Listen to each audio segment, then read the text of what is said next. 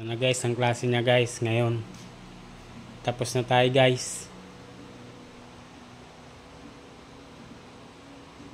Ito na ang klase niya ngayon guys. Kanina sobrang kalat.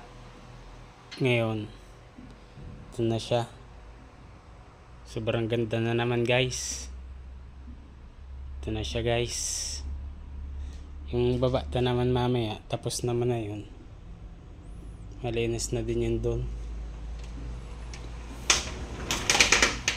Tapos natin dito. Sa tindahan na naman tayo mamaya. Dahil hindi pa tayo tapos. Mamaya magamas pa tayo dito sa likod guys. Ngayon nagpapatubig na tayo. Ito na siya.